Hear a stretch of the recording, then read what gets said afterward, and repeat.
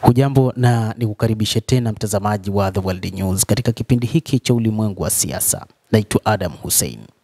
Huko Ugiriki inadaiwa kwamba magereza ya taifa hilo yamejaa wakimbizi kutoka nchini Sudan, na hii imeripotiwa na gazeti la The Guardian la nchini Uingereza. Gazeti hilo la The Guardian limeripoti kuwa mamlaka za Ugiriki zinawashikilia mamia ya wahamiaji haramu hususan kutoka Afrika chini ya sheria kali inayopiga marufuku magendo ya binadamu ambayo ilianza kutekelezwa mwaka 2014 na kuwaadhibu wanaokiuka sheria hiyo hadi kifungo cha miaka 25 jela. Gazeti la The Guardian la nchini Uingereza limefichua kuwa wa Sudan wanaunda kundi la 4 kwa ukubwa la wahamiaji haramu nchini Ugiriki na kupita idadi ya wahamiaji wa mataifa mengine kama vile wa Syria na wa Palestina. Limeonukuu maafisa wa Ugiriki wakisema kuwa zaidi ya watu 2500 wamewasili katika kisiwa cha Crete kutoka Afrika kufikia sasa mwaka huu pekee.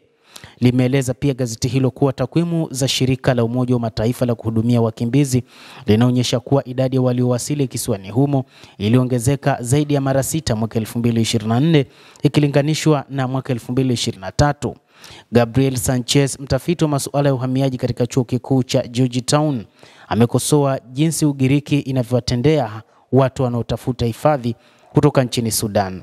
Ameliambia gazeti la The Guardian kwamba kuwatendea watu waliokimbia vita vya wenyewe kwa wenyewe nchini Sudan kama wahalifu ni kinyume na itifaki ya Umoja wa Mataifa kuhusu kutorosha wahamiaji, ambao inasema wazi kwamba mhamiaji hawezi kufunguliwa mashtaka kwa kuwezesha kusafirishwa kwake.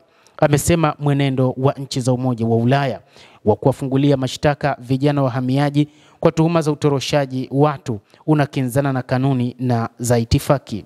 Sudan ilitumbukia kwenye vita vya wenyewe kwa wenyewe tangu Aprili 15 mwaka uliopita kati ya jeshi la serikali ya nchi hiyo SAF linaloongozwa na Jenerali Abdel Fattah al-Burhan ambaye ni kiongozi wa Sudan na wanamgambo wa kikosi cha msaada wa haraka RSF wanaongozwa na Hamdan Dagalo.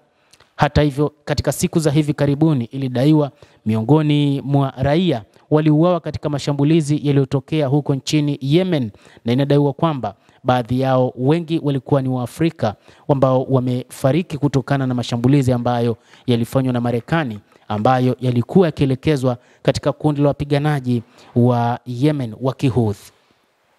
Hata hivyo, idadi kubwa ya raia kutoka katika bara la Afrika inadaiwa kuwa ni nyingi sana katika mataifa ya Ulaya. Miongoni mwao pamoja na huko Italia ambapo kumekuwa na idadi kubwa ya raia wanaotoroka katika mataifa yao katika kutafuta hifadhi na wengine wakitafuta maisha kutokana na hali ngumu ya maisha katika mataifa yao.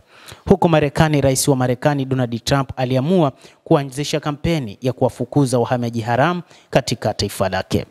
Mtazamaji wa The World News, hayo ndio tuliokuwa nayo kwa wakati huu, na bila shaka nawe una nafasi ya kulike, una nafasi ya kucomment, kadhalika na kusubscribe channel yetu hii.